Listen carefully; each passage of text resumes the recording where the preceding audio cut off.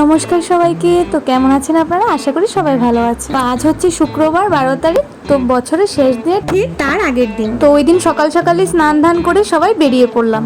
আর কোথায় যাচ্ছি সঙ্গে থাকুন।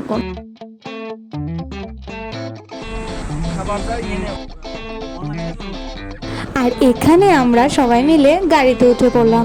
তো কোথায় যাচ্ছি? অ্যাকচুয়ালি যাচ্ছি আমরা হাওড়া স্টেশনে। হ্যাঁ, তারপরে 1 ঘন্টা অপেক্ষা করার পর শেষ পর্যন্ত ট্রেনে উঠতে পারলাম। আর যাওয়ার পথে কিছু ভিডিও ক্লিক করে নিলাম।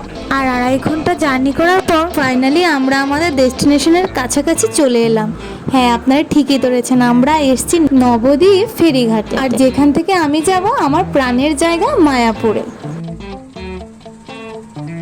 তারপর ফেরিঘাট থেকে স্টিমার নিয়ে মায়াপুর চলে গেলাম। মায়াপুর গিয়ে অনেক তেষ্টা পাচ্ছিল, তাই চট করে ডাব খেয়ে নিলাম সবাই মিলে।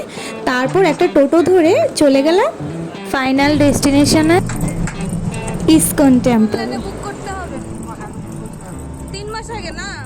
যখন আমরা মন্দিরের সামনে এলাম, সত্যি ওই মুহূর্তটা ভোলার মতো নয়।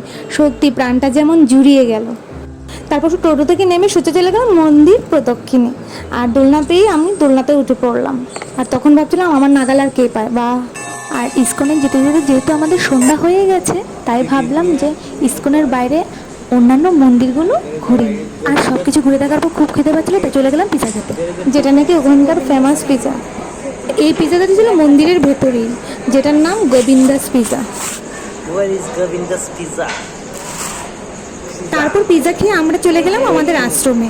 আর পরদিন যেহেতু বেরোতে হবে, মন্দিরটা পুরো ঘুরতে হবে, তাই চট করে বেশি দেরি না করে আশ্রমে গিয়ে ডিনার করে ঘুমিয়ে পড়লাম। আর এইভাবে পাশে থাকার জন্য ধন্যবাদ। দেখা হচ্ছে মায়াপুর পার্ট 2 ভিডিও নিয়ে। টাটা, ভালো থাকবেন।